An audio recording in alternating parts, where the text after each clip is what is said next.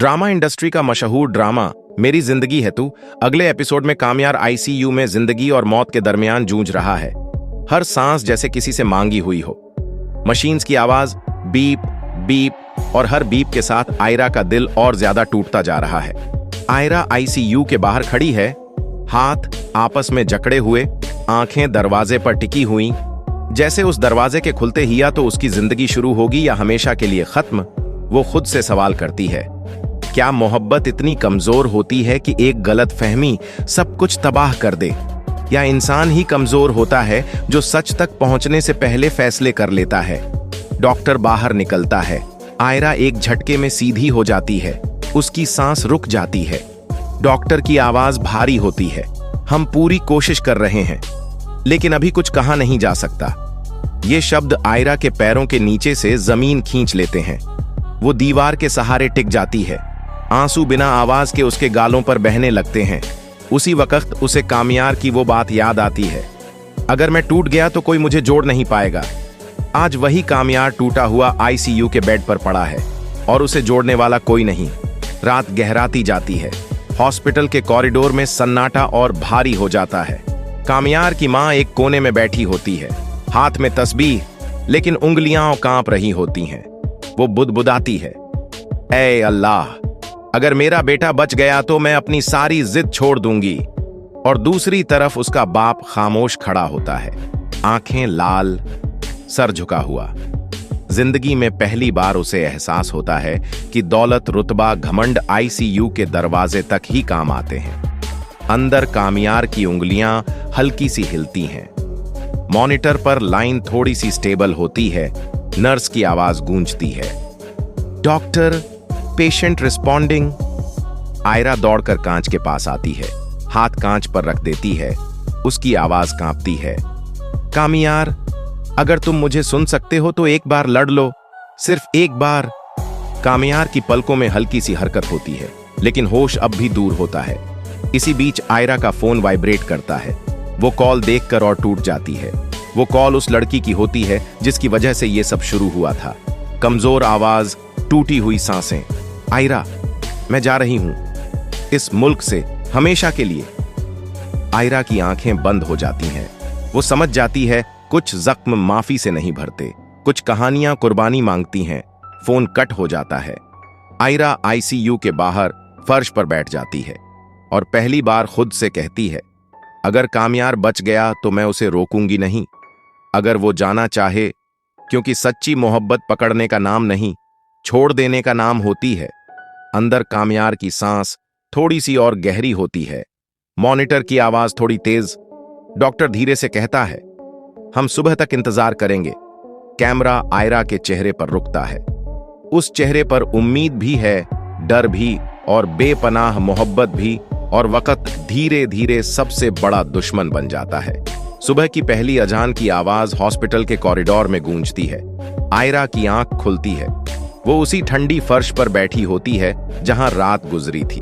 उसकी आंखें लाल हैं, लेकिन अब उनमें आंसू नहीं, सिर्फ इंतजार है। आईसीयू के अंदर कामयार की सांसें अब भी चल रही हैं, हर सांस जैसे किसी अनदेखी डोर से बंधी हो। मॉनिटर की आवाज अब थोड़ी स्थिर है, लेकिन खतरा अब भी टला नहीं। डॉक्टर आते हैं। आयरा उनकी तरफ देखती है। इस बार सवाल नहीं पूछती, जैसे जवाब सुनने की हिम्मत ही खत्म हो गई हो। डॉक्टर धीमी आवाज में कहते हैं, अभी भी क्रिटिकल है, लेकिन बॉडी रिस्पॉन्ड कर रही है। ये शब्द आयरा के लिए जिंदगी और मौत के दरमियान एक पतली सी उम्मीद बन जाते हैं। वो दीवार का सहारा लेकर खड़ी होती है और पहली बार दिल से दुआ निकलती है, बिना किसी शर्त के, बिना किसी मांग के। उधर कामयार के जहन में अधूरी यादें चलने लगती हैं। आयरा की हंसी, उसकी नाराजगी, उसका यूं चुप हो जाना, और वो आखिरी लड़ाई, वो लड़ाई जो ईगो की वजह से शुरू हुई थी और आज आईसीयू तक पहुंच चुकी थी। कामयार की भौहें सिकुड़ती हैं, जैसे कोई भारी बोझ उसके सीने पर रखा हो। आयरा कांच के बाहर खड़ी उसकी हर हलचल महसूस कर रही होती है। वो फुसफुसाती है, अगर तुम्हें होश आ गया तो मैं शिकायत नहीं करूंगी, सिर्फ सुनूंगी। समय गुजरता जाता है, घंटे जैसे साल बन जाते हैं। दोपहर होते होते कामयार की उंगलियां इस बार साफ तौर पर हिलती हैं। नर्स दौड़ती है, डॉक्टर बुलाए जाते हैं। आयरा की सांस अटक जाती है। कामियार की आंखें धीरे, बहुत धीरे खुलती हैं। दुनिया धुंधली होती है। सफेद रोशनी, आवाजें दूर दूर से आती हुई। उसकी नजर कांच के उस पार आयरा पर पड़ती है। एक पल के लिए सब कुछ थम जाता है। आयरा की आंखों से आंसू बहने लगते हैं, लेकिन इस बार ये आंसू डर के नहीं, शुक्र के होते हैं। कामियार की होंठ हिलते हैं, आवाज नहीं निकलती, लेकिन लब पढ़े जा सकते हैं। आयरा, वो नाम जिसने उसे जिंदा रखा। डॉक्टर उसे फिर से सुला देते हैं, लेकिन अब ये नींद मौत की नहीं, जिंदगी की होती है। डॉक्टर बाहर आकर कहते हैं, patient is out of immediate danger. ये सुनते ही आयरा वहीं बैठ जाती है, जैसे टांगों में जान ही न बची हो। कामियार की मां सजदे में गिर जाती है। उसका बाप पहली बार बेटे के सिर पर हाथ फेरता है। लेकिन कहानी यहां खत्म नहीं होती। होश में आने के बाद कामियार का दिल बदल चुका होता है। वो आयरा से मिलने से मना कर देता है। कहता है, मुझे उसे देखने के लिए थोड़ा वक्त चाहिए। आयरा ये सुनकर चुपचाप मुस्कुरा देती है। वो समझ जाती है, कुछ जंगें जीतने के बाद भी लड़ी जाती हैं, और कुछ मोहब्बतें जिंदा रहने के बाद भी इम्तिहान लेती हैं। रात को आयरा हॉस्पिटल की छत पर खड़ी आसमान और खुद से कहती है, अगर वो मुझे छोड़ भी दे तो मुझे शिकायत नहीं होगी, क्योंकि उसकी जिंदगी मेरी मोहब्बत से ज्यादा जरूरी है। नीचे आईसीयू में कामियार करवट बदलता है। उसकी आंख से एक आंसू तकिए पर गिरता है, और शायद पहली बार उसे एहसास होता है कि मोहब्बत हारने का नहीं, खुद को बदलने का नाम है। कामियार की आंख खुलती है। इस बार कोई धुंध नहीं, सिर्फ सफेद छत और सीने में अजीब सा खालीपन। वो धीरे धीरे सांस लेता है, जैसे हर सांस को परख रहा हो कि सच में जिंदा है या अब भी किसी ख्वाब में। उसकी नजर पास रखी कुर्सी पर जाती है। वो कुर्सी खाली होती है। उसके दिल में एक हल्की सी चुभन होती है। वो बुदबुदाता है, आयरा। आवाज कमजोर होती है, लेकिन दर्द पूरा। नर्स अंदर आती है। कामियार की आंखें उसी से पूछ लेती हैं जो उसके होंठ कह नहीं पा रहे। नर्स धीमी आवाज में कहती है, वो बाहर हैं, डॉक्टर ने मिलने से मना किया है। कामियार आंखें बंद कर लेता है, शायद खुद से भागने के लिए। उधर आयरा नीचे कैफेटेरिया में बैठी होती है, हाथ में ठंडी हो चुकी चाय, जिसे उसने छुआ तक नहीं। उसके सामने कामियार के अब्बू बैठे होते हैं। आज उनका लहजा सख्त नहीं, थका हुआ होता है। वो कहते हैं, अगर मेरा बेटा आज बचा है तो उसमें तुम्हारा भी हिस्सा है। आयरा कुछ नहीं कहती, बस नजर झुका लेती है। वो जानती है हर एहसान साथ में एक फैसला भी लाता है। शाम ढलती है। आईसीयू की जगह अब कामियार को रूम में शिफ्ट कर दिया जाता है। डॉक्टर साफ कह देते हैं, जज्बाती तनाव इसके लिए अब भी खतरनाक हो सकता है। आयरा ये सुनकर खुद को और पीछे कर लेती है। वो चाहती है कामियार उसे देखे, लेकिन उससे ज्यादा वो चाहती है कि वो ठीक रहे। रात में कामियार अकेला होता है। खिड़की से आती हल्की रोशनी उसके चेहरे पर पड़ती है। उसे वो हर लम्हा याद आता है जब आयरा ने उसकी बात अधूरी छोड़ी, या उसने आयरा को सुने बिना फैसला कर लिया। उसकी आंखों से खामोशी से आंसू बहते हैं। वो सोचता है, अगर मैं मर जाता तो क्या ये सवाल भी मेरे साथ मर जाते। अगली सुबह आयरा कमरे के दरवाजे तक आती है। हाथ दरवाजे के हैंडल पर रुक जाता है। वो अंदर नहीं जाती, सिर्फ दरवाजे के बाहर खड़े होकर कहती है, मैं यहीं हूं जब तक तुम्हें मेरी जरूरत होगी। अंदर कामियार सब सुन रहा होता है। उसका दिल चाहता है उसे आवाज दे, रोक ले, लेकिन जुबान अब भी भारी होती है। दिन गुजरते जाते हैं। कामियार की हालत बेहतर होती जाती है, लेकिन दिल का बोझ उतरने का नाम नहीं लेता। एक दिन डॉक्टर कहते हैं, अब पेशेंट खुद चल सकता है। कामियार पहली बार आहिस्ता आहिस्ता रूम से बाहर निकलता है। कॉरिडोर में आयरा सामने से आती दिख जाती है। दोनों एक पल के लिए रुक जाते हैं। दुनिया जैसे उसी जगह ठहर जाती है। आयरा की आंखों में अब भी वही मोहब्बत है, लेकिन साथ में एक अजीब सी मजबूरी भी। कामियार धीरे से कहता है, तुम ठीक हो। आयरा सिर हिला देती है। अब तुम ठीक हो तो मैं भी ठीक हूं। ये जवाब कामियार के दिल में उतर जाता है। वो समझ जाता है ये मोहब्बत अब पहले जैसी नहीं रही। ये ज्यादा गहरी है और ज्यादा खामोश। कामयार वापस कमरे में लौट आता है, लेकिन आज उसके कदम भारी नहीं होते, क्योंकि पहली बार वो जान चुका होता है कुछ रिश्ते पास होकर भी दूर से निभाए जाते हैं, और कुछ मोहब्बतें मिलने के लिए नहीं, जिंदा रखने के लिए होती हैं। रात फिर से गहरी हो जाती है। हॉस्पिटल की बत्तियां धुंधली लगने लगती हैं। कामयार बिस्तर पर लेटा छत को देख रहा होता है। नींद आंखों में है, लेकिन दिल जाग रहा है। हर बीता हुआ लम्हा उसके जहन में एक सवाल बनकर घूम रहा है। क्या आयरा ने उसे सच में छोड़ दिया है, या वो अब भी उसी तरह डर रही है जिस तरह वो खुद डर रहा है? उसका मोबाइल तकिए के पास रखा है। स्क्रीन बार बार ऑन होती है, फिर ऑफ। वो नंबर जिसे वो सबसे ज्यादा कॉल करना चाहता है, उसी से सबसे ज्यादा डर भी रहा है। उधर आयरा अपने कमरे में बैठी है, खिड़की के पास, जहां से आधा शहर दिखता है। उसके हाथ में कामयार की वही पुरानी घड़ी है जो वो कभी उतारना भूल गया था।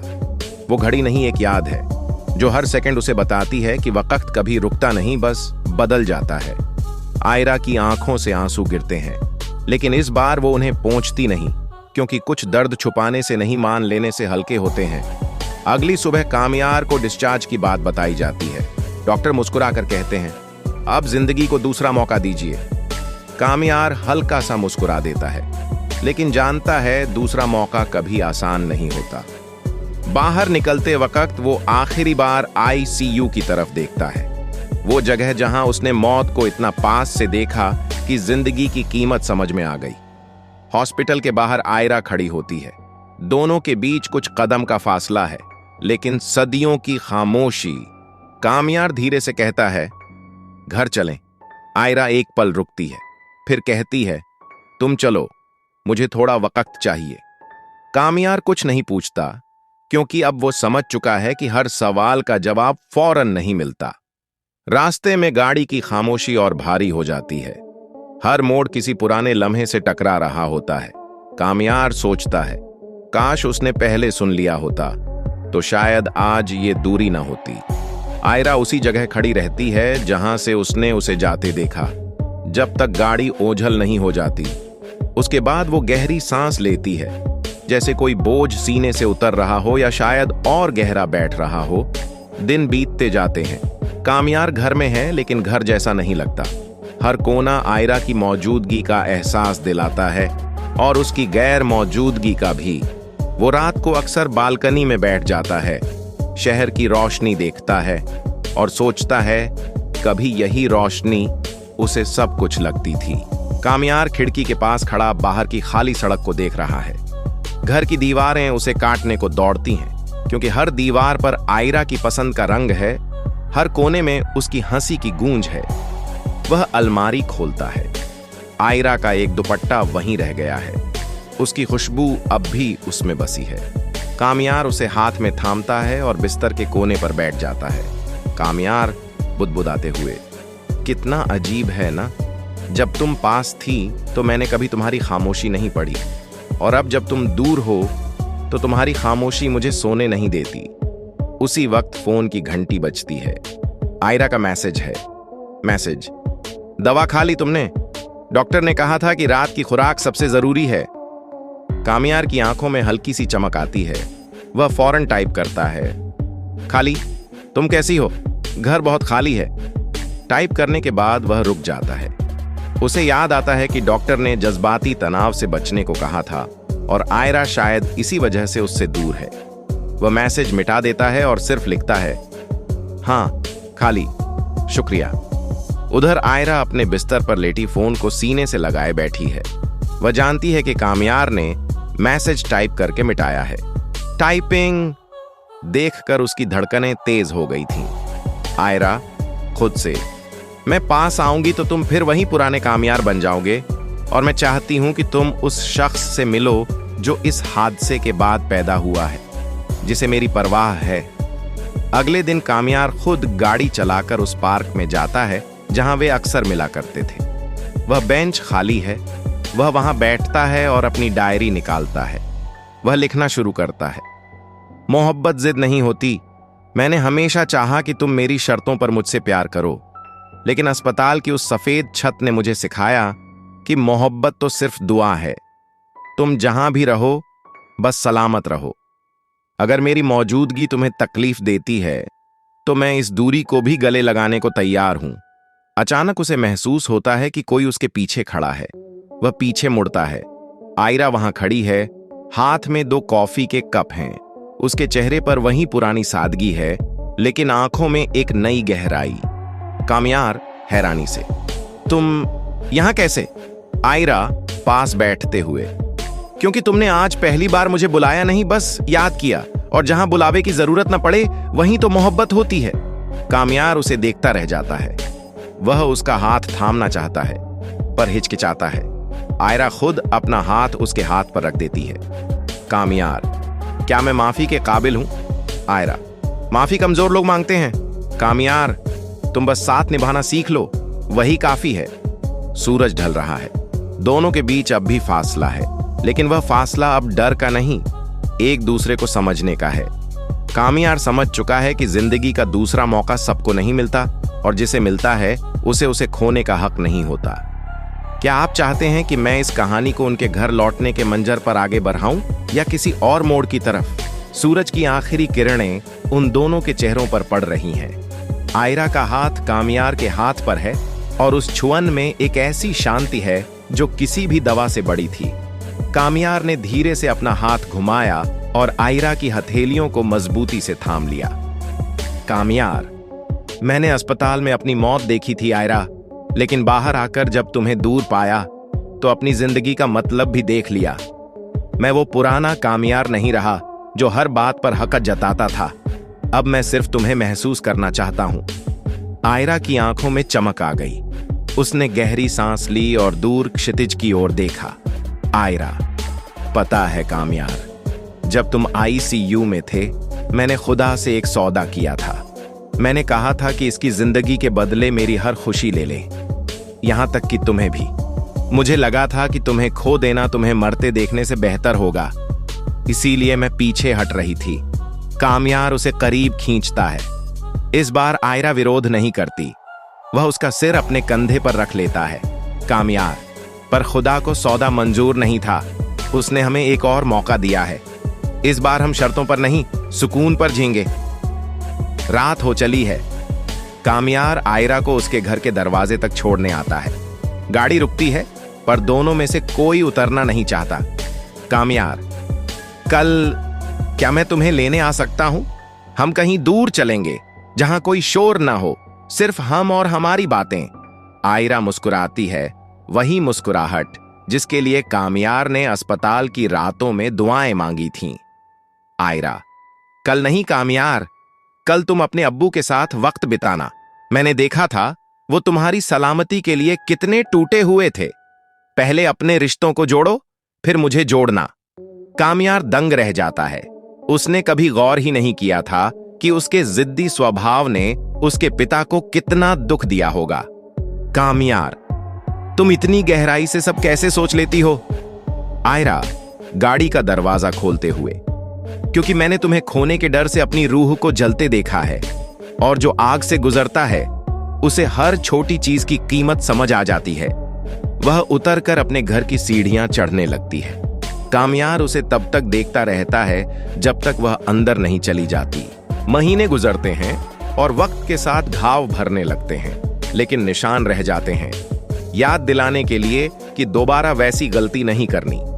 कामयार अब काम पर वापस लौट चुका है, लेकिन अब उसके ऑफिस की मेज पर सिर्फ फाइलें नहीं होती, आयरा की एक तस्वीर भी होती है। वह अब हर शाम वक्त पर घर लौटता है। उसे अब कामयाबी की सीढ़ियां चढ़ने की उतनी जल्दी नहीं जितनी जल्दी आयरा के साथ चाय पीने की होती है। एक शाम समंदर के किनारे कामयार और आयरा समंदर की लहरों को देख रहे हैं। हवा में नमक और सुकून घुला हुआ है। कामयार, कभी कभी मुझे डर लगता है आयरा कि ये सब एक ख्वाब न हो, कि कहीं मेरी आंख खुले और मैं फिर से उसी आईसीयू के कमरे में खुद को अकेला पाऊं। आयरा उसका हाथ थामते हुए, ख्वाब और हकीकत में बस एक फर्क होता है कामयार। ख्वाब हम देखते हैं और हकीकत को हम जीते हैं। हम जो जी रहे हैं वो हकीकत है। कामयार, मैंने तय किया है, मैं अगले महीने अपनी कंपनी का एक हिस्सा चैरिटी ट्रस्ट को दे रहा हूं, उन लोगों के लिए जो इलाज का खर्च नहीं उठा सकते। मुझे लगता है कि मेरी जिंदगी की ये दूसरी पारी किसी और के काम आनी चाहिए। आयरा उसे गर्व से देखती है। उसे महसूस होता है कि जिस इंसान से उसने मोहब्बत की थी वह अब सिर्फ एक प्रेमी नहीं, एक मुकम्मल इंसान बन चुका है। अगली सुबह कामयार का घर में आज कुछ अलग हलचल है। कामयार के अब्बू ने आज घर पर एक छोटी सी महफिल रखी है। वह अब कामयार से गले मिलते हैं तो उनकी पकड़ में वो पुराना सख्तपन नहीं बल्कि एक ममता होती है। अब्बू आयरा को पास बुलाते हैं और अपने हाथ की एक पुरानी अंगूठी उसे देते हैं। अब्बू, ये कामयार की अम्मी की है। उन्होंने कहा था कि ये उसी को देना जो मेरे बेटे की रूह को पहचान सके। आयरा, तुमने इसे दोबारा जिंदा किया है। आयरा की आंखों में आंसू आ जाते हैं। वह कामयार की तरफ देखती है जो दूर खड़ा मुस्कुरा रहा है। रात का सन्नाटा। कामयार अपनी डायरी निकालता है। अब यह डायरी दर्द की कहानियों से नहीं बल्कि शुक्रगुजारी, ग्रेटिट्यूड से भरी है। वह आखिरी पन्ने पर लिखता है, इश्क में इबादत तब जुड़ती है जब आप सामने वाले की खुशी में अपनी जिद को कुर्बान कर देते हैं। आयरा मेरी मंजिल नहीं थी, वो रास्ता है जिस पर चलते हुए मुझे खुदा मिल गया। तभी खिड़की से एक ठंडी हवा का झोंका आता है। उसे अपनी बालकनी में आयरा खड़ी दिखाई देती है जो सितारों को देख रही है। वह उसके पास जाकर खड़ा हो जाता है। कामयार, क्या देख रही हो? आयरा, वो सितारा जो सबसे ज्यादा चमक रहा है। मुझे लगता है वो हमारी कहानी देख रहा है। कामयार मुस्कुराते हुए, कहानी अभी खत्म नहीं हुई है आयरा। ये तो बस उस किताब का पहला पन्ना है जिसे हम साथ में लिखने वाले हैं। दोनों एक दूसरे का हाथ थामे रात की खामोशी को महसूस करते हैं। अब न कोई धुंध है न कोई डर, सिर्फ एक साफ आसमान और दो दिल जो एक ही लय में धड़क रहे हैं। 1 साल बाद का वक्त बीत चुका है। कामयार और आयरा की जिंदगी की कश्ती अब शांत लहरों पर थी, लेकिन नियति ने उनके लिए एक आखिरी इम्तिहान अभी बाकी रखा था। एक ऐसा क्लाइमैक्स जो उनकी मोहब्बत की गहराई को हमेशा के लिए मुहरबंद कर देने वाला था। दृश्य, एक पहाड़ी रास्ता। रात का समय। कामयार और आयरा अपनी शादी की पहली सालगिरह मनाने के लिए एक हिल स्टेशन से लौट रहे हैं। बारिश तेज है और सड़कें फिसलन भरी। कामयार गाड़ी चला रहा है और आयरा बगल वाली सीट पर सो रही है। अचानक एक मोड़ पर सामने से एक तेज रफ्तार ट्रक आता है। कामयार पूरी ताकत से ब्रेक लगाता है, लेकिन गाड़ी गीली सड़क पर फिसल जाती है और सीधे एक पेड़ से जा टकराती है। क्लाइमैक्स। हर तरफ सन्नाटा है, सिर्फ बारिश की आवाज और इंजन से निकलता धुआं। कामयार होश में आता है। उसका सिर स्टायरिंग से टकराया है, खून बह रहा है, लेकिन उसकी पहली फिक्र आयरा है।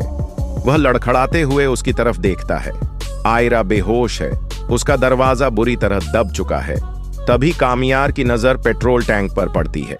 पेट्रोल लीक हो रहा है और पास ही इंजन की चिंगारियां उठ रही हैं। गाड़ी कभी भी फट सकती है। कामयार की अपनी टांग फंसी हुई है, लेकिन वह उस दर्द को नजरअंदाज कर देता है। वह पागलों की तरह आयरा का दरवाजा खोलने की कोशिश करता है। कामयार चिल्लाते हुए, आयरा, आंखें खोलो, आयरा। आयरा धीरे से आंखें खोलती है। वह खतरे को समझ जाती है। वह देखती है कि कामयार खुद जख्मी है और गाड़ी से आग की लपटें निकलने लगी हैं। आयरा कमजोर आवाज में, कामयार, तुम जाओ, आग बढ़ रही है, तुम्हारी टांग फंसी है, तुम मुझे नहीं निकाल पाओगे, भागो यहां से। कामयार रोते हुए, पागल हो गई हो? मैंने मौत को करीब से देखकर तुम्हें पाया था, अब तुम्हें खोने के लिए जिंदा नहीं बचा हूं। वह अपनी फंसी हुई टांग को एक झटके से खींचता है। एक भयानक चीख उसके गले से निकलती है, शायद हड्डी टूट गई है, लेकिन वह परवाह नहीं करता। वह खिड़की का शीशा पत्थर से तोड़ता है और अंदर हाथ डालकर आयरा की बेल्ट खोलता है। आग अब डैशबोर्ड तक पहुंच चुकी है। तपन चेहरे को झुलसा रही है। आयरा, कामयार, छोड़ दो, हम दोनों मर जाएंगे। कामयार आयरा को बाहर खींचते हुए, अगर मरना ही है तो साथ मरेंगे, पर आज मैं तुम्हें अकेला नहीं छोड़ूंगा। पूरी ताकत लगाकर कामयार आयरा को खिड़की से बाहर खींच लेता है। वह उसे घसीटते हुए गाड़ी से दूर ले जाता है। अभी वे कुछ ही दूर पहुंचे थे कि एक जोरदार धमाका होता है। गाड़ी आग के गोले में तब्दील हो जाती है। कामयार आयरा को अपने शरीर के नीचे ढांक लेता है ताकि कांच के टुकड़े उसे न लगे। दृश्य अस्पताल। अगली सुबह कामयार की आंखें खुलती हैं। वही सफेद छत, वही अस्पताल की महक, लेकिन इस बार उसके बगल वाले बेड पर आयरा है। दोनों के हाथों में पट्टियां बंधी हैं। कामयार धीरे से आयरा का हाथ थामता है। आयरा की आंखें खुलती हैं। वह मुस्कुराती है पर उसकी आंखों में आंसू हैं। आयरा, तुमने अपनी जान दांव पर लगा दी। कामयार, नहीं आयरा, कल रात मैंने जान दांव पर नहीं लगाई, मैंने अपनी जिंदगी बचाई। क्योंकि तुम नहीं होती तो मैं सिर्फ एक चलती फिरती लाश होता। तभी डॉक्टर अंदर आते हैं। वही पुराने डॉक्टर जो कामयार के हार्ट अटैक के वक्त थे। वह मुस्कुराते हुए दोनों को देखते हैं। डॉक्टर, कामयार, पिछली बार तुम्हारा दिल कमजोर था, इसलिए अस्पताल आए थे। इस बार तुम्हारा दिल इतना मजबूत था कि तुम मौत को मात दे गए। यह मेडिकल साइंस नहीं, यह कुछ और ही है। कामयार आयरा की तरफ देखता है और धीरे से कहता है, इसे मोहब्बत कहते हैं डॉक्टर, जो इंसान को गिराती भी है और वहीं खड़ा होने की ताकत भी देती है। दृश्य नया घर, समंदर के किनारे। हादसे के कुछ महीनों बाद कामयार ने शहर का शोर छोड़ दिया। उसने समंदर के पास एक छोटा सा घर लिया। आज शाम ढल रही है और कामयार व्हील चेयर से उठकर लाठी के सहारे बालकनी तक आने की कोशिश कर रहा है। आयरा अंदर से आती है। उसके हाथ में 2 कप कॉफी है। वह उसे सहारा देने के लिए हाथ बढ़ाती है, पर कामयार मुस्कुराकर मना कर देता है।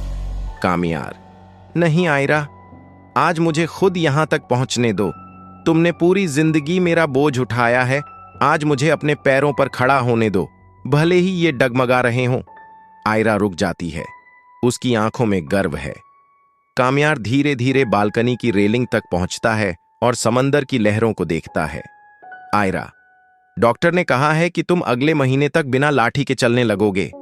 कामयार मुस्कुराते हुए, जानती हो आयरा, उस रात जब गाड़ी जल रही थी, मुझे अपनी टांग के टूटने का दर्द महसूस ही नहीं हुआ।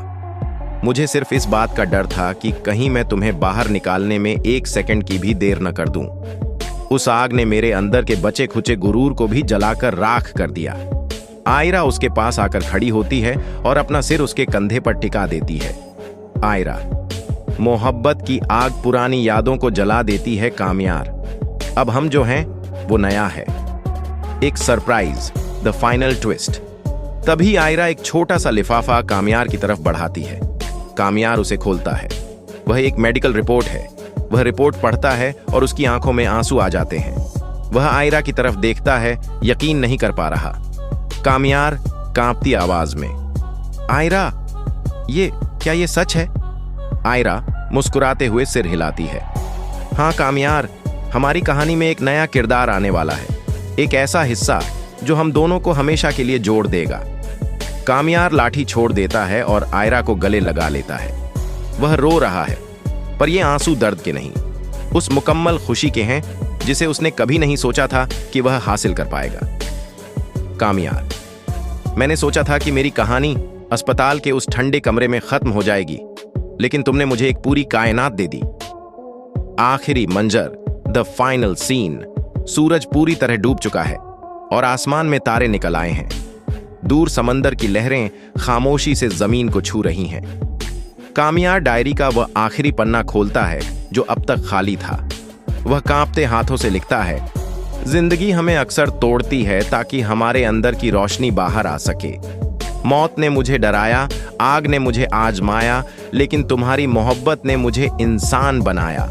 अब मैं हारने से नहीं डरता, क्योंकि मैंने हार कर ही तुम्हें और खुद को पाया है। वह डायरी बंद कर देता है। हवा का एक झोंका आता है और उसकी लाठी जमीन पर गिर जाती है, लेकिन उसे अब उसकी जरूरत नहीं। उसने आयरा का हाथ थाम लिया है। दोनों अंधेरे में डूबे समंदर को देख रहे हैं, जहां दूर एक लाइट हाउस की रोशनी बार बार चमक रही है, बिल्कुल उनकी मोहब्बत की तरह, जो हर अंधेरे में रास्ता दिखाने के लिए काफी है। कहानी यहाँ एक नई जिंदगी की उम्मीद के साथ मुकम्मल होती है। क्या आप इस पर कोई कविता, पोएट्री या शायरी चाहेंगे जो इस पूरी दास्तान को समेट ले?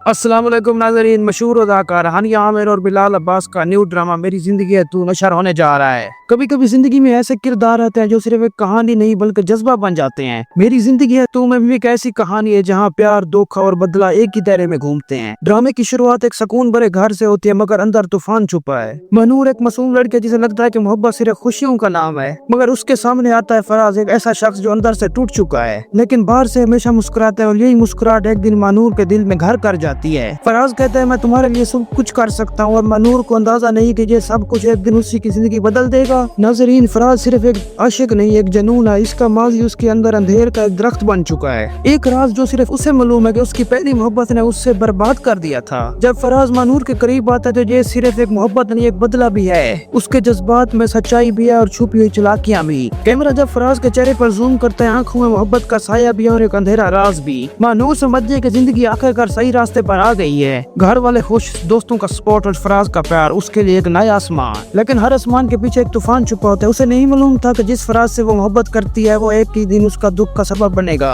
एक रात फराज का फोन बांधने एक मैसेज आता है, मैं तुमसे सिर्फ अपना हिसाब बराबर करने के लिए मिला था, और मनूर की दुनिया बिखर जाती है। तब कहानी में आती है नयाब, जो सिर्फ फराज की पहली मोहब्बत थी बल्कि उसका सबसे बड़ा जख्म भी थी। नयाब के आने से फराज और मनूर की जिंदगी में एक बार फिर से हलचल मच जाती है। एक सीन में नयाब कहती है, फराज जो आग तुमने मुझ में जलाई आग उसे बुझा कर जाऊंगी। और ये डायलॉग पूरे ड्रामे का मोड़ बन जाता है। अब सिर्फ मोहब्बत नहीं रही बल्कि एक खेल शुरू हो गया है, एक ईगो, बदले और जुनून का खेल। दोनों ही लड़कियां एक शख्स से जुड़ी है मगर जज्बात अलग अलग। मनूर चाह कर भी उससे मोहब्बत से नहीं निकल पा रही और नयाब चाह कर भी वापस नहीं जा सकती अपने रस्मों में। एक जज्बाती सीन में मनूर रोकर कहते हैं, मुझे सिर्फ प्यार चाहिए, एक इंतकाम नहीं। और नयाब ठंडी मुस्कुराहट के साथ कहती है, जिंदगी में प्यार सिर्फ एक गलती थी। फराज के अंदर एक दिल भी और एक अंधेरा भी। जब वो दोनों लड़कियों के बीच फंस जाता है तो उसकी अपनी जमीन हिल जाती है। एक रात वो छत पर खड़ा होता है, हवा चल रही होती है, वो कहता है मैं अपने जज्बात का कातिल बन गया हूँ। कैमरा आहिस्ता आहिस्ता जूम करता है, पियानो की धुन बजती है। ये सीन ड्रामे की रूह बन जाता है। जब सब कुछ खत्म लगता है तो एक नया ट्विस्ट आता है। मनूर को पता चलता है कि नयाब का किरदार इतना साफ नहीं जितना वो दिखाती है। फराज के बदले के पीछे एक बड़ी ताकत है, एक ऐसा सियासी स्कैंडल जो झूठा केस, जो एक सच जो सबको हिला कर देगा।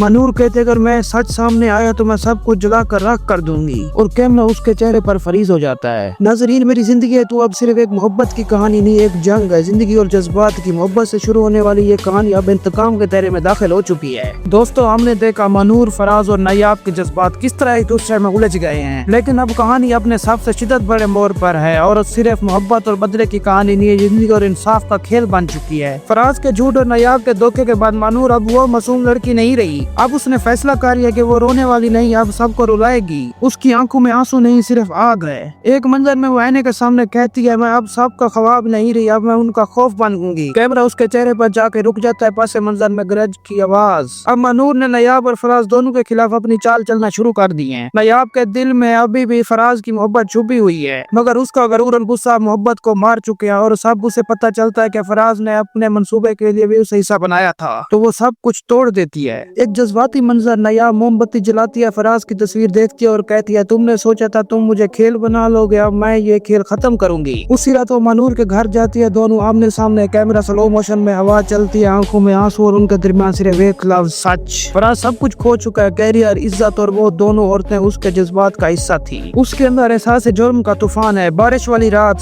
फराज सड़क पर चल रहा है, पीछे मंजर फ्लैशबैक में आते हैं, मनूर की हंसी, नयाब के आंसू और उनके पीछे अपने झूठ वो चला कर कहता है, मैं हीरो बनना चाहता था लेकिन विलन बन गया। कैमरा ऊपर से शॉट लेता है, पियानो की धुन चलती है, पूरे ड्रामे का सबसे जज्बाती लम्हा होता है। अब वो सच सामने आता है जिसका किसी को अंदाजा नहीं था। फराज का मंसूबा सिर्फ नयाब और मनूर के खिलाफ नहीं था, इसके पीछे एक और चेहरा था, उसका अपना भाई समीर। समीर जो फराज का बिजनेस पार्टनर था, सब कुछ इस तरह चला रहा था कि फराज तबाह हो जाए और उसकी जगह ले ले। एक खुफिया रिकॉर्डिंग मनूर के हाथ लग गई जिसमें समीर कहता है, फराज को मोहब्बत के झूठ में मार दो। ये सब सुनकर मनूर के पास एक ही रास्ता बचता है, सच दुनिया के सामने लाना। अदालत का मंजर, सब लोग वहाँ मौजूद हैं। फराज कमजोरी के साथ अदालत में आता है, नयाब एक कोने में बैठी रो रही है। जज के सामने मनूर रिकॉर्डिंग चलाती है, है। कमरा अदालत में खामोशी छा जाती है। समीर सकते में फराज की आंखों में आंसू बह रहे हैं और मनूर कहती है मैं किससे बदला लेना नहीं चाहती, बस सच दिखाना चाहती थी। जज के फैसले के साथ समीर जेल में करार पाता है। फराज आजाद हो जाता है, लेकिन मनूर के लिए आजादी नहीं है, खालीपन है। अदालत के बाद फराज मनूर के पास आता है और कहता है मैं तुम्हें दर्द दिया और तुमने मुझे इंसाफ दिया। मनूर जवाब देती है मैंने तुम्हें माफ कर दिया मगर वापस नहीं ला सकती। वो दूर चली जाती है। फराज बस उसे देखता रहता है। सूरज की रोशनी उसके चेहरे पर पड़ती है जो निजात की अलामत है। नयाब भी एक यतीम खाने की बुनियाद रख कर नई जिंदगी शुरू करती है और फराज एक मुसन्निफ बन जाता है और अपनी कहानी लिखता है जिसका अनवान है मेरी जिंदगी है तो।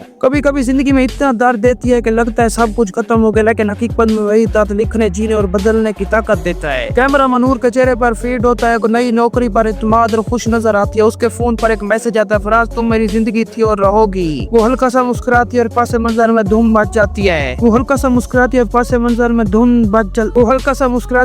मंजर में धम धुन चलती है। जुड़े रहे सिर्फ ड्रामा टीवी के साथ ऐसी रियल स्टोरी देखने के लिए।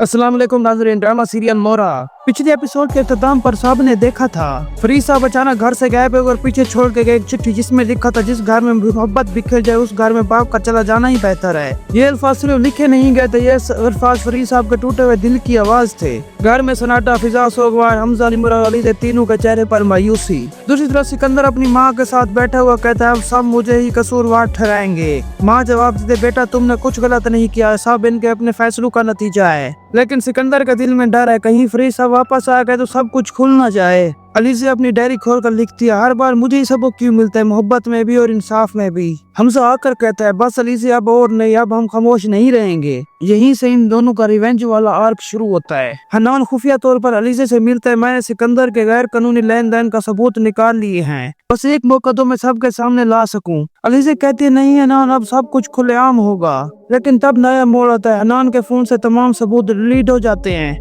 कैमरा आहिस्ता आहिस्ता जूम करता है। फोन फरिया के हाथ में होता है। जिस घर में सच और झूठ का खेल हो वहाँ हर इंसान एक मोहरा बन जाता है। दाइम रिश्ता लेके आता है लेकिन सिकंदर गुस्से में चीखता है तुम्हें शर्म नहीं आती, तुम्हें लगता है ये घर तुम जैसे लोगों के लिए है। निमरा रोकर कहती है भाई मोहब्बत का कोई लेवल नहीं होता, सिर्फ जज्बा होता है। फिर एक जोरदार थप्पड़ की आवाज गूंजती है। अलीज़ा ये मंजर दूर से देखती है और कहती है बस अब बहुत हो गया सिकंदर, अब तुझे वो सबक सिखाऊंगी तू सारी जिंदगी नहीं भूलेगा। हमजा को एक अनजान नंबर से कॉल आती है अगर अपने बाप को जिंदा देखना चाहते तो कल रात 10 बजे पुरानी कंस्ट्रक्शन साइट पर आना। अलीज़ा कहती है ये किसी का जाल हो सकता है, लेकिन हमजा जवाब देता है अगर 1% भी उम्मीद है कि वो जिंदा है तो मैं जरूर जाऊंगा। रात का मंजर, बिजली की चमक, हवा के गूंज। हमजा अकेला साइट पर पहुंचता है। एक काली सिविक रुकते और उसमें फरीद साहब निकलते हैं मगर उनके चेहरे पर सुकून नहीं, बीमारी के आसार है। उनके साथ एक अनजान शख्स है जो इनकी हिफाजत कर रहा है। फरीद साहब कहते हैं हमजा सब कुछ मेरी नजरों के सामने हुआ, मैं सब कुछ जानता हूँ मगर अभी वक्त नहीं है सच बोलने का। ये कहते ही फरीद साहब बेहोश हो जाते हैं।